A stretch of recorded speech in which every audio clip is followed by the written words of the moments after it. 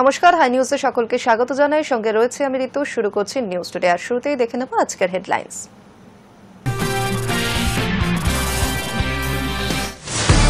আদিবাসী দিবসের সূচনায় মুখ্যমন্ত্রী। ঝাড়গ্রাম স্টেডিয়ামে আদিবাসী দিবসের সূচনা। 7 থেকে 10 আগস্ট রাজ্যের উদ্যোগে আদিবাসী দিবস।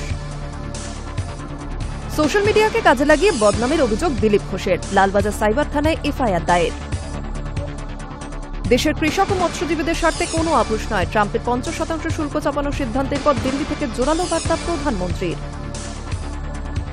আন্তর্জাতিক জলসীমা লঙ্ঘনের অভিযোগে 14 জন ভারতীয় মৎস্যজীবীকে গ্রেপ্তার করল শ্রীলঙ্কার নৌবাহিনী। বাজেয়াপ্ত 2টি নৌকা। ভোটার লিস্ট ইস্যুতে ফের একবার রাজ্যবাসীকে সতর্ক করার চেষ্টা করলেন মুখ্যমন্ত্রী মমতা বন্দ্যোপাধ্যায়। ঝাড়গ্রামের সভা থেকে তিনি বলেন, কেউ যদি ফর্ম ফিল আপ করতে বলে না জেনে করবেন না। ভোটার লিস্ট থেকে নাম বাদ হয়ে যেতে পারে। তার সংযোজন এইভাবে এনআরসি নোটিশও ধরিয়ে দেবে। কিন্তু রাজ্য সরকার তা মানবে না বলে আশ্বস্ত করেন মমতা বন্দ্যোপাধ্যায়। করে দেব, এটা কেউ যদি বলে আমাদের এখানে ফর্ম ফিল আপ করুন আমরা দেব, কোনো না জেনে ফর্ম ফিল আপ করবেন না। আপনার ডিটেলস নিয়ে গিয়ে ভোটার লিস্ট থেকে নাম বাদ দিয়ে দেবে আর নিয়ে বলবে এই নাও এনআরসির নোটিশ নাও। আমরা মানব না। আমরা চাই আমার আদিবাসী হোক, আমার তপশিলি হোক, আমার দলিত হোক, আমার হিন্দু হোক, আমার মুসলমান হোক, আমার শিখ হোক, আমার কন্যাশ্রী হোক, সবার ভোটার লিস্টে যাদের এনটাইটেল তাদের নাম তুলতে হবে। পরিকল্পনা আছে সেন্ট্রাল গভর্নমেন্টের। আমি সরি, আমার বলা উচিত কিনা আমি জানি না, কিন্তু এত মানুষ আছেন জেনে রাখুন। যারা ভাবছেন আপনার এপিক কার্ড আছে আর কিছু করতে হবে না, নিয়মটা পাল্টে দিয়েছে। নতুন করে আবার নাম তোলার চক্রান্ত চলছে। ভোটার লিস্টে নাম আছে কিনা আগের লিস্ট দেখলে হবে না, নতুনভাবে গিয়ে ক্রস চেক করতে হবে। আর যাদের এখন 2002 সালের আগে জন্ম হয়েছে, 2002 সাল পর্যন্ত বলছে তাদের বাবা মায়ের বার্থ সার্টিফিকেট লাগবে। এবার বলুন তো, আমরা যখন ক্ষমতায় এসেছিলাম আমি দেখেছিলাম ইনস্টিটিউশন ডেলিভারি, মানে যারা বার্থ সার্টিফিকেট পেতে পারে হসপিটালে জন্মেছে, সেটার সংখ্যা ছিল 60%। তার আগে 20 থেকে 30 থেকে 40-50 হয়েছে। আমরাও হোম ডেলিভারি, আমাদের এই স্কুলের সার্টিফিকেটই সার্টিফিকেট। এবার আপনারা আমাকে বলুন, এখন যদি বলে 2 সালে যার 18 বছর বয়স হয়েছে, 2 সাল থেকে আজকে যোগ করুন 23 বছর, যদি তার বাবা মার 20 বছরও বয়স হয় মায়ের, তার মানে কত হলো? 46 বছর। সেই 46 বছর আগেকার বাবা মায়ের বার্থ সার্টিফিকেট জোগাড় করতে হবে। শহরে ফের হুড়মুড়িয়ে ভেঙে পড়ল বিপজ্জনক একটি বাড়ি। এন্টালি থানা অন্তর্গত অনরাইট ফার্স্ট লেনের ঘটনা। এই গলির 1 নম্বর বাড়ির একাংশ ভেঙে পড়ে বৃহস্পতিবার। আহত 2। শহরে ফের হুড়মুড়িয়ে ভেঙে পড়ল বিপজ্জনক বাড়ি। এন্টালি থানার অন্তর্গত অনরাইট ফার্স্ট লেনের ঘটনা। ওই গলির 1 নম্বর বাড়ির একাংশ ভেঙে পড়ে বৃহস্পতিবার। ঘটনায় আহত হয়েছেন 2 জন। স্থানীয় বাসিন্দারা জানিয়েছেন, বহুদিন ধরেই বাড়িটি জরাজীর্ণ অবস্থায় পড়েছিল। বারবার পুরসভাকে জানানো হলেও কোনো স্থায়ী ব্যবস্থা নেওয়া হয়নি। প্রাথমিক তদন্তে পুলিশের অনুমান, গত কয়েকদিনের লাগাতার বৃষ্টিতে বাড়ির কাঠামো আরও দুর্বল হয়ে পড়েছিল, আর সেই কারণেই এই বিপত্তি। কলকাতা পুরসভার 55 নম্বর ওয়ার্ডে পড়ে বাড়িটি। আচমকাই একাংশ ভেঙে পড়ায় পথচারীরা আতঙ্কিত হয়ে পড়েন। আশেপাশের দোকানপাটও সাময়িকভাবে বন্ধ করে দেওয়া হয়। খবর পেয়ে এন্টালি থানার পুলিশ ও বিপর্যয় মোকাবিলা বাহিনী দ্রুত ঘটনাস্থলে পৌঁছায়। উদ্ধার কাজে হাত লাগান আধিকারিকরা। ধ্বংসস্তূপ সরিয়ে আহতদের উদ্ধার করে স্থানীয় হাসপাতালে নিয়ে যাওয়া হয়। উল্লেখ্য, শহরের বিভিন্ন প্রান্তে গত কয়েক সপ্তাহ ধরেই পুরনো বাড়ি ভেঙে পড়ার ঘটনা বাড়ছে হতাহতের সংখ্যাও। নাগরিক সুরক্ষা নিয়ে প্রশ্ন তুলছে শহরবাসী। পুরসভা সূত্রে খবর, ঝুঁকিপূর্ণ বাড়িগুলির নতুন করে তালিকা করা হচ্ছে। সেই তালিকাভুক্ত বাড়িগুলির স্বাস্থ্য পরীক্ষা ও উপযুক্ত ব্যবস্থা নেওয়া হবে। তবে ততদিন পর্যন্ত শহরের বহু পুরনো বাড়ির বাসিন্দারা রোজ আতঙ্কের মধ্যে দিন কাটাচ্ছেন। High news network. সোশ্যাল মিডিয়াকে কাজে লাগিয়ে তাকে বদনামের ষড়যন্ত্র। বিজেপির প্রাক্তন রাজ্য সভাপতি দিলীপ ঘোষের অভিযোগের ভিত্তিতে মামলা দায়ের করল কলকাতা পুলিশ। মঙ্গলবার বিকেলে লালবাজার সাইবার থানায় এফআইআর দায়ের হয়। সম্প্রতি সোশ্যাল মিডিয়ায় এক অশ্লীল ভাইরাল ভিডিওতে দিলীপ ঘোষকে দেখা গিয়েছে বলে অভিযোগ ওঠে। আর এই দাবির বিরোধিতা করে লালবাজার সাইবার থানার দ্বারস্থ হন দিলীপ।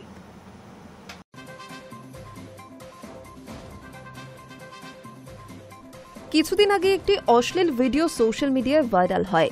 অভিযোগ ওঠে ভিডিওর যে ব্যক্তিকে দেখা গিয়েছে তিনি দিলীপ ঘোষ। এবার পাল্টা বিজেপির প্রাক্তন রাজ্য সভাপতি দিলীপ ঘোষের অভিযোগের ভিত্তিতে মামলা দায়ের করল কলকাতা পুলিশ। মঙ্গলবার বিকেলে লালবাজারের সাইবার থানায় এই এফআইআর দায়ের হয়। দিলীপ ঘোষের বিরুদ্ধে যে অভিযোগ উঠে আসে তা শুরু থেকেই ষড়যন্ত্র বলে দাবি করেন তিনি।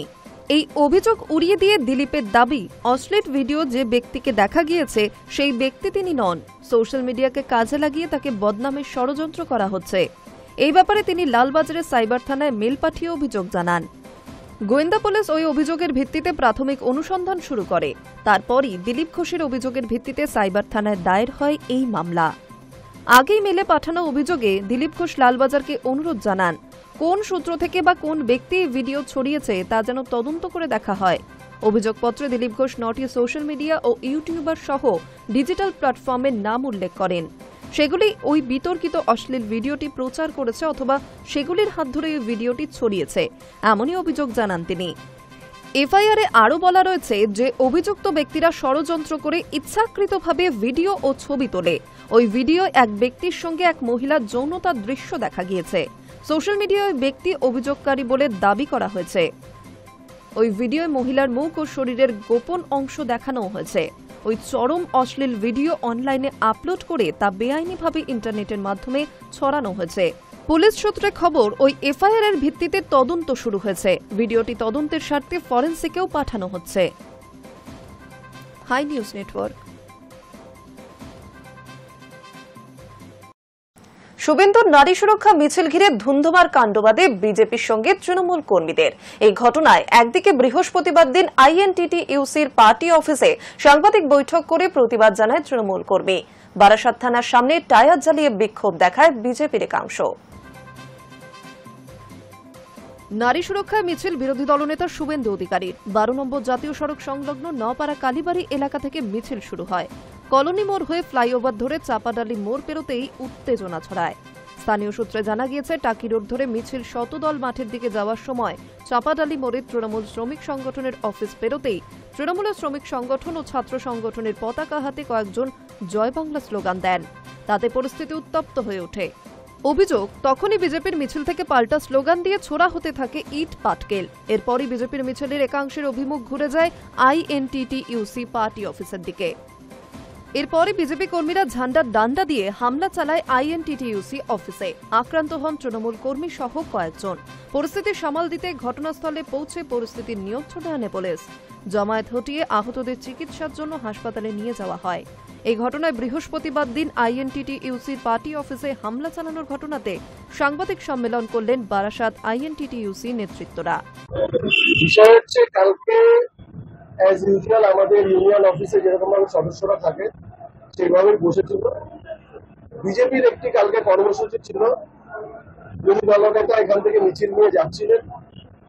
বাইরে চায়ের দোকানে অনেক বাচ্চা বাচ্চা ছেলেরা, কলেজের ছেলেরা এসে আড্ডা মারে।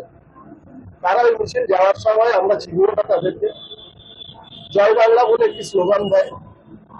স্লোগান দেওয়ার পরে মিছিল থেকে মহিলা মুখ্যমন্ত্রীর নামে যে কটূক্তি করছে, এতেই বোঝা যাচ্ছে তারা মহিলাদের সম্পর্কে তাদের ধ্যান ধারণা কি, মহিলাদের তারা কি চোখে দেখে। দেশের কাছে আবার অ্যাপিল করব, যারা সঠিক দোষী তাদেরকে খুঁজে বের করে কঠোরতম শাস্তি দিতে।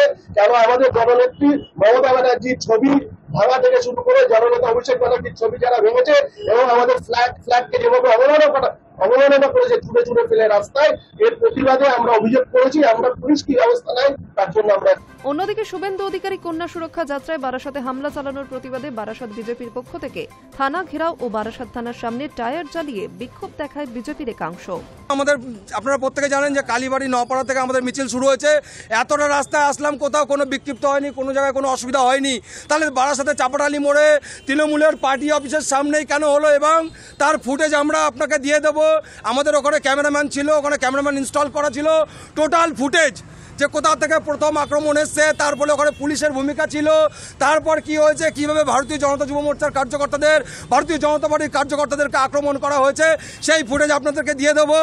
পুলিশ প্রশাসন বা তৃণমূল কংগ্রেস কি বললো তাতে আমাদের মাথা ব্যথা নেই, কিন্তু ভারতীয় জনতা পার্টির যে কার্যকর্তাদের উপর আক্রমণ হচ্ছে তার প্রতিবাদ।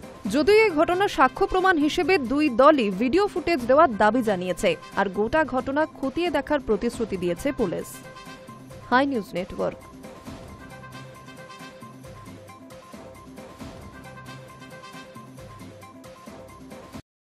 চোর সন্দেহে এক যুবককে বেধড়ক মার, ভাইরাল সেই ভিডিও ঘিরে শুরু হয়েছে বিতর্ক। ঘটনার সঙ্গে কারা যুক্ত তাদের খোঁজ চালাচ্ছে পুলিশ।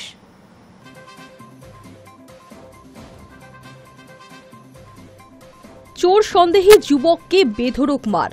বীরভূম জেলার পাচামিতে চুরি করার সন্দেহে এক যুবককে লরির সঙ্গে বেঁধে প্রকাশ্যে মারধর করা হয়।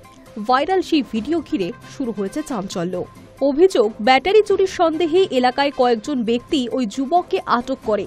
তারপরই প্রকাশ্য রাস্তায় শুরু হয় বেধড়ক মারধর। ঘটনাটি রেকর্ড করা হয় ফোনে। পরে সেই ভিডিও সামাজিক মাধ্যমে ছড়িয়ে পড়তেই গোটা এলাকায় ছড়িয়ে পড়ে উত্তেজনা। ভাইরাল হওয়া সেই ভিডিওতে স্পষ্ট দেখা যাচ্ছে চোর সন্দেহে ওই যুবককে একাধিক ব্যক্তি লাগাতার মারধর করছে এবং সেই দৃশ্য কেউ ক্যামেরা বন্দিও করেছে। নৃশংস ও বিবেক বর্জিত এই ঘটনায় গোটা এলাকায় শোরগোল পড়ে যায়। স্থানীয় বাসিন্দাদের একাংশ এই ঘটনার কড়া নিন্দা করে বলেন, চুরির সন্দেহ থাকলে তা প্রমাণসহ পুলিশকে জানানো উচিত, আইন হাতে তুলে নেওয়া একেবারেই অনুচিত। ঘটনার পরপরই পুলিশের পক্ষ থেকে তদন্ত শুরু হয়েছে বলে জানা গিয়েছে। তবে এখনো পর্যন্ত মারধরের পেছনে প্রকৃত কারণ অথবা অভিযুক্তদের পরিচয় নিশ্চিতভাবে জানা যায়নি। প্রসঙ্গত, এই ঘটনা তো প্রথম নয়, এর আগেও বহুবার এমন ঘটনা সামনে এসেছে যেখানে নিছকই চোর সন্দেহে মারধর করা হয়েছে। কখনো কখনো এমন ঘটনায় ঘটনাস্থলেই মৃত্যু হয়েছে সেই ব্যক্তির। তারপরও আইন হাতে তুলে নেন কিছু মানুষ।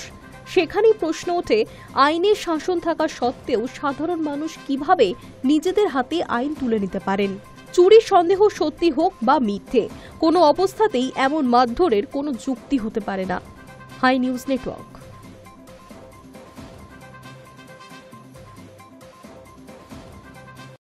এখন সময় একটা ছোট বিরতির, ফিরে আসছি বিরতির পর।